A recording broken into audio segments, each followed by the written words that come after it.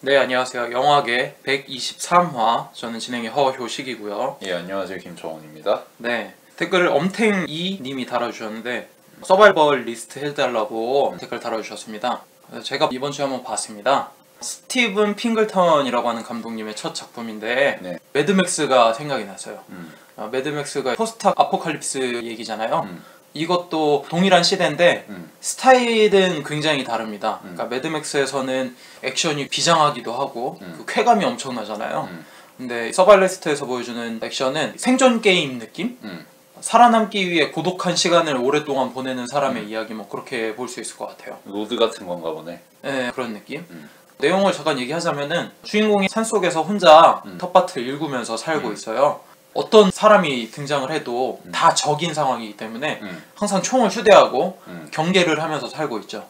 근데 어느 날 모녀 2명이 찾아오게 됩니다. 그래서 먹을 걸 좀 나눠달라, 다음날 우리 떠나겠다, 뭐 이런 식으로 딜을 해가지고 주인공이 먹을 걸 순순히 내줍니다.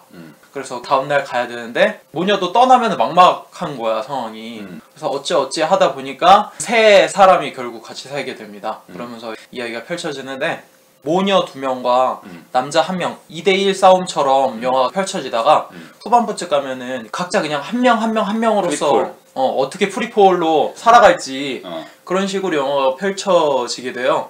그러다가 완전 후반부 스포일러 되는 내용까지 오면은 여자가 임신을 하게 되고 엄마랑 남자 주인공은 결국엔 죽게 됩니다.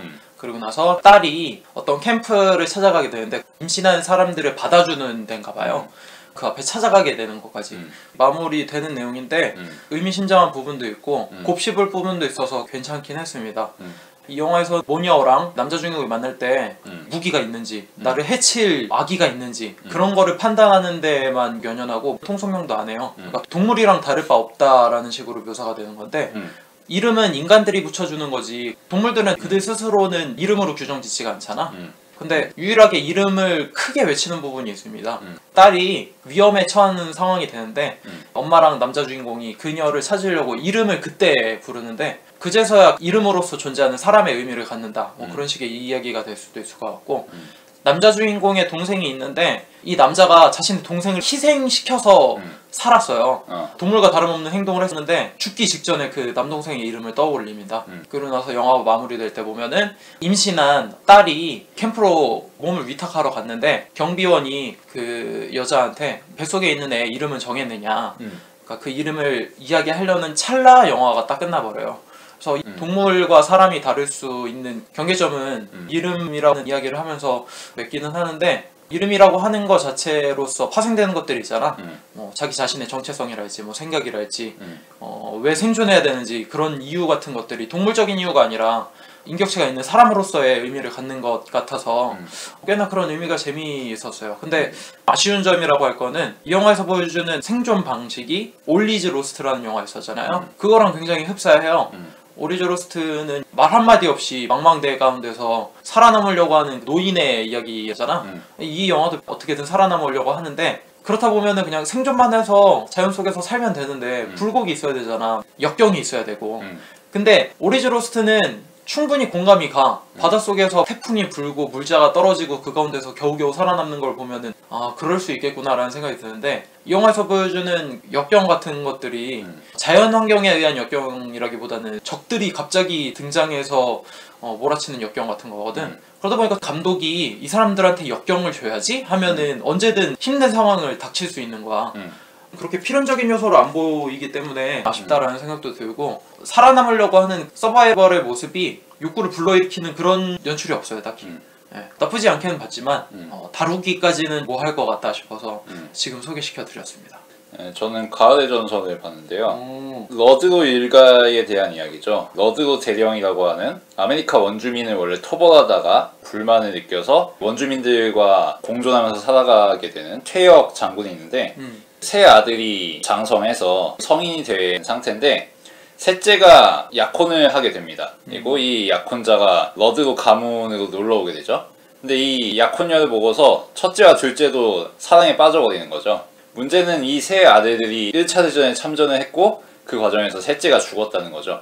그러면서 홀로 남은 약혼녀를 둘러싸고 첫째와 둘째가 갈등을 벌이게 됩니다. 대충 그런 식으로 흘러가는 스토리인데 지금 보니까 브래드 피트가 제작자 매수해가지고 만든 영화 같더라고. 아, 그 정도야? 셋째가 죽을 때도 브래드 피트가 달려와서 절규하는 장면을 전시를 해준다든가. 브래드 피트는 고향으로 돌아와서 약혼녀와 사랑에 빠지고 결혼을 하게 되지만 버리고 떠나. 왜냐하면 자기 안에는 통제할 수 없는 야성이 있거든. 곰과 같은. 근데 그 야성이 왜 있는 거냐 하면은 딱히 영화적으로 정당화되지 않아. 그게 필요한 이유는 브래드 피트가 그래야 족간지니까. 방랑하는 고독한 늑대 같은 남자 뭐 이런 거 아니야. 그치.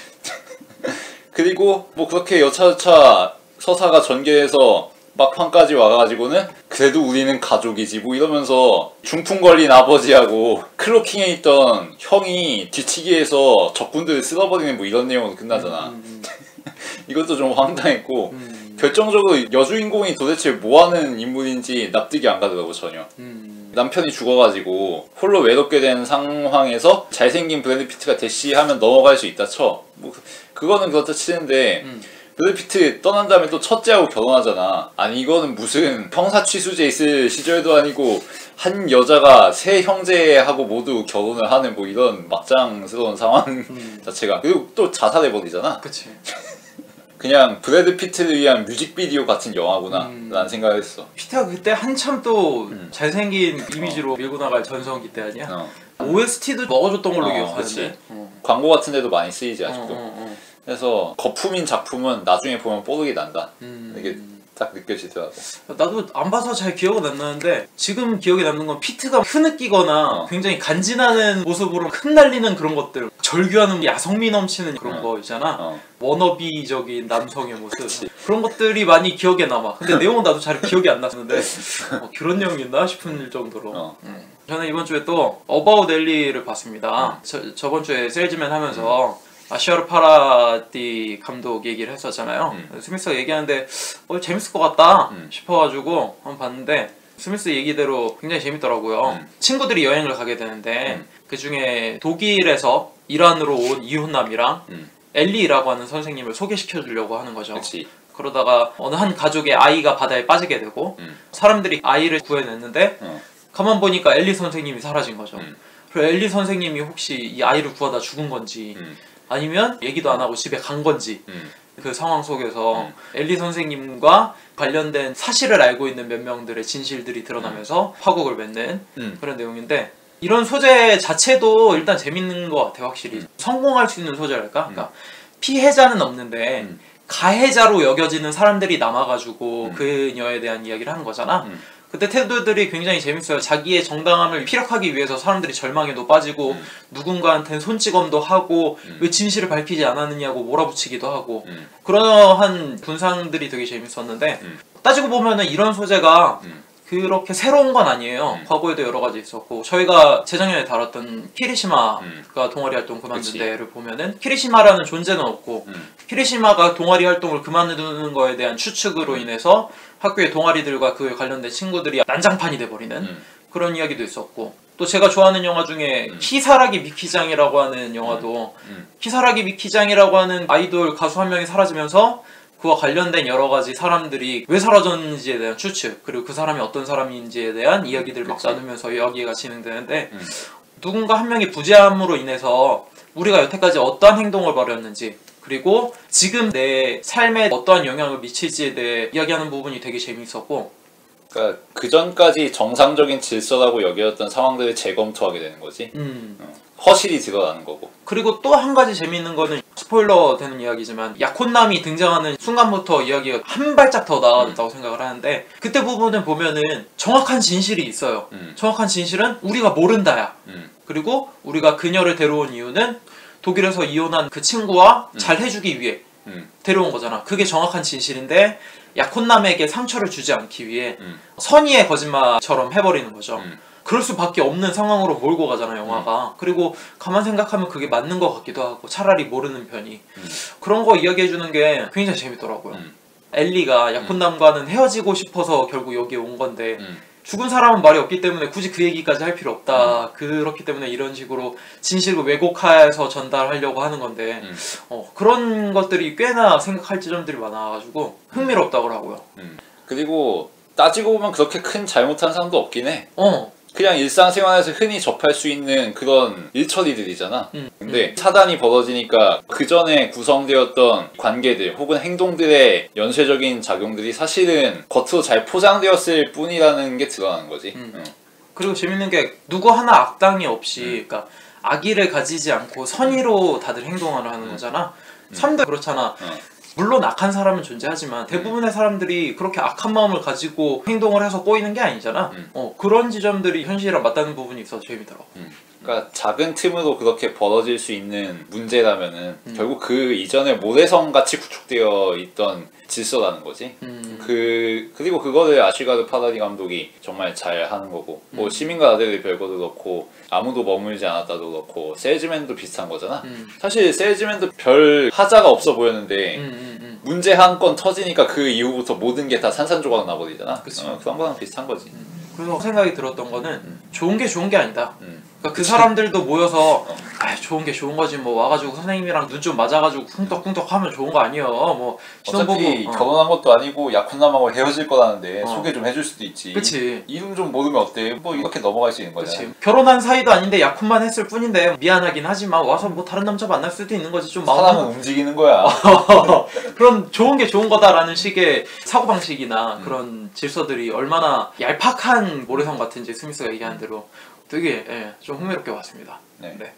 저는 다음으로 네고시에이터를 봤는데요. 네, 재밌죠. 네. 인질범을 상대하는 협상을 전문으로 하는 데니 로먼이라는 인물이 경찰 내부의 비리에 접근하다가 범죄자로 몰려가지고 모두에게 손가락질을 받고 감옥에 갈 상황에 놓이게 됩니다. 그래서 이 사람이 진실을 캐내기 위해서 인질극을 벌이게 되는 거죠. 그러면서 나는 다른 사람들과 협상하지 않을 거고 크리스 사비안이라는 인물하고만 대화를 할 거다. 이 사람을 불러서 나하고 협상을 진행하게 해달라 라고 요구를 합니다. 그래서 이 크리스 사비안이라는 인물, 케빈 스페이시가 맡았죠. 이 인물이 상황을 해결하기 위해서 투입됩니다. 그래서 데니 로먼의 누명도 벗기고 이 인질극 상황도 평화롭게 해결하기 위한 해법을 추구하는 뭐 그런 영화인데 그쵸. 일단 반전이나 플롯의 기교 같은 거는 볼만했어요. 그러니까 관객이 예상 못할 법한 타이밍에 복선을 적절하게 회수한다든가 그런 등락 자체는 굉장히 쓸만했는데 전체적으로 사무엘 잭슨과 케빈 스페이시라는 유명 배우들의 얼굴에 금칠을 해주기 위한 영화라는 게 너무 강하게 드러나더라고. 이 사무엘 잭슨이 맡은 데니 로먼이라는 인물이 굳이 크리스 사비안이라는 인물을 협상 상대로 요구해야 될 필연성이 없다는 거지. 물론 이유를 얘기하긴 해. 내부 인물들은 지금 다 썩은 놈들이라서 믿을 수가 없고 이럴 때는 외부인하고 얘기를 해야 된다. 그치. 라는 명분은 분명히 있어. 근데 그 외부인이 왜 하필 크리스 사비안인지는 모르는 거지. 이 사람이 딱히 그렇게 협상계에서 유명한 인물로 그려지지도 않거든? 이거는 결국 케빈 스페이시의 입지를 설정하기 위해서 그런 세팅을 하는 거잖아. 그치. 그거 자체가 너무 자기적이라는 생각이 들었고 결말 같은 경우도 김 빠진다는 생각이 들었어.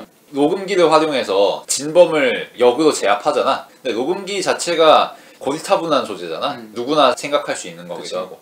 그리고 그 결말까지 가는 과정에서 데니 로먼과 크리스 사비안의 행동 자체도 악의가 잘 들어맞는다 라는 생각은 안 들었어. 허점이 분명히 있는데 이런 오락영화, 상업영화 혹은 스릴러에 걸맞게 그냥 대충 한 번 맞으면 돼 하고서 넘어간 거지. 그래서 아쉽다는 생각이 들더라고. 나도 그 영화 굉장히 재밌게 봤는데 딱히 별 대단한 세팅 없이 케빈 스페이시랑 사무엘 잭슨을 가져온 게 나 오히려 대중들을 위해서 좋은 선택이 아니었나 생각이 들었어. 굳이 그 사람들의 명분을 주지 않고 대중적인 그때 당시의 이미지 있잖아. 케빈 스페이시 범죄물에 최적화되어 있는 그런 배우 중에 한 명 아니야? 사무엘 잭슨도 마찬가지고. 그 이름값을 영화로 가져왔는데 변호인은 송강호가 해야지 그런 거랑 비슷한 거잖아. 그래서 재밌었고 설정 자체가 재밌잖아. 자신의 생존을 위해서 인질을 삼고 부조리가 팽배하고 그것이 정석처럼 굴러가는 조직을 일침을 놓기 위해서 내부에선 불가능하잖아. 외부에서 가져온 무언가의 힘으로 그것을 무찌를 수 있는 거잖아. 그것을 고발하면서까지. 그런 설정 자체가 나도 꽤 재미있게 봤고 후반부가 맥 빠졌다는 건 나도 꽤나 공감하면서 봤어. 저는 마지막으로 하나만 더 소개시켜드리면 아메리칸 허슬을 봤습니다. 최동호 감독도 생각이 나고 굉장히 쟁쟁한 배우들이 많이 나오잖아요. 크리스찬 베일이랄지 에이미 아담스, 제니퍼 로렌스, 브래들리 쿠퍼 일단 가장 먼저 얘기할 건 확실히 연기인 것 같아. 이야기 자체가 워낙 배우들의 그 폭주하는 연기 그런 것을 일깨워야지만 진행이 될 수 있을 정도의 캐릭터들을 배치해놨잖아. 제니퍼 로렌스의 또라이 연기도 돋보이지. 그쵸. 자기 자신을 부인하고 뭔가 미친놈처럼 행동을 해야만 생존할 수 있는 그런 이야기인데, 머리를 꽝 때렸던 것 중에 하나는 진짜 보스로 로버트 드니로가 나오잖아. 시스틸러. 그때 보면은 정말 이 후덜덜한 배우 중에서도 로버트 드니로가 나오니까 또 임팩트가 다르구나 이런 생각도 들었고, 캐릭터들 설정 보는 재미가 제일 큰 것 같고, 내용적으로도 범죄가 얽혀있는 이야기들도 꽤나 쾌감이 있었고, 외적인 얘기를 하자면은 내가 이 영화를 월요일인가?